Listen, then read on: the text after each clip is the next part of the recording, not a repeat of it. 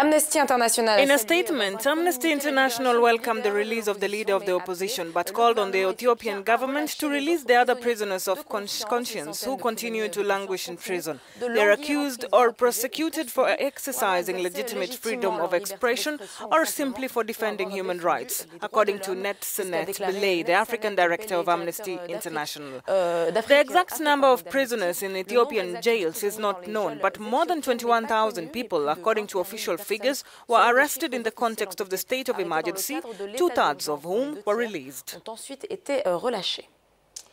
And now with us is Shidel Lema. Shidel is the editor-in-chief of Addis Standard magazine, and he joins us over the phone from Frankfurt, Germany.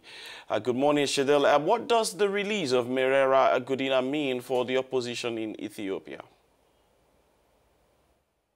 While it's a welcome news in itself, particularly for his family and particularly for the fact that he should never have been incarcerated in the first place, I'm afraid this is not enough of an impact because if you look at the Oromo Federalist Congress, which he's chairman, that is the party that still has more than 40 of its senior and mid-ranking and junior officials in jail currently.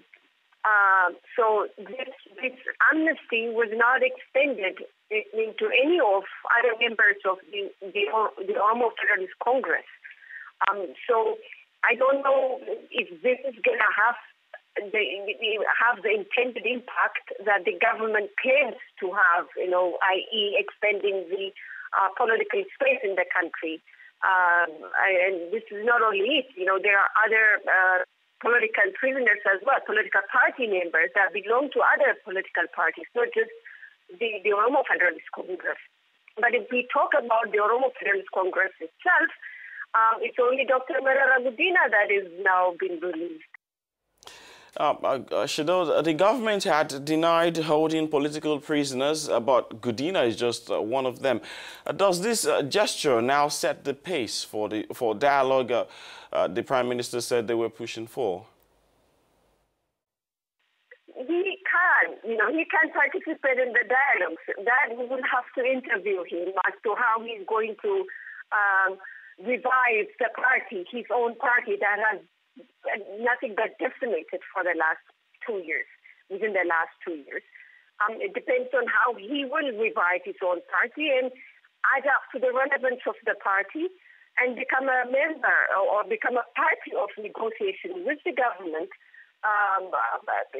to that end.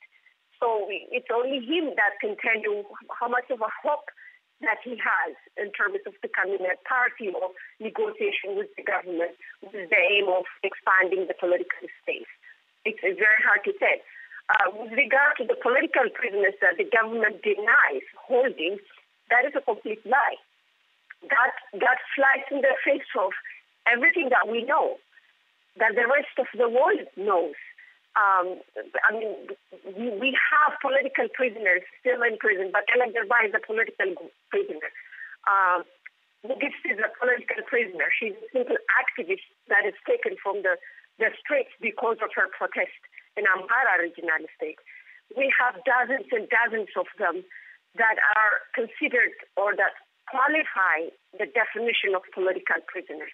So whether the government says they are political or they are not political prisoners or not is not what is, it doesn't matter at all. Shidel, what about the detention torture center, the Michael Lawi detention center, the alleged torture chamber? Anything to be positive and hopeful about? Well, they have, of course, promised that they're going to close it down, but they do have another center, which is a slightly improved building, so to say.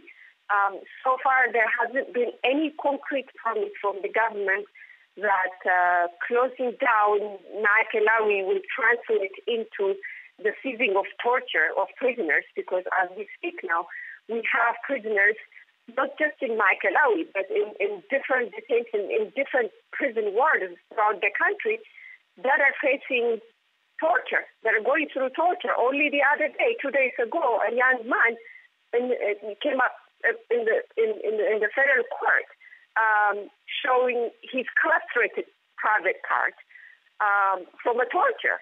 And this is happening inside Maekelawi, of course, and this is happening after the government said they're going to close it down to end torture in that. So it's not very clear whether this will extend into reforming the torture infrastructure and not just relocating that prison ward.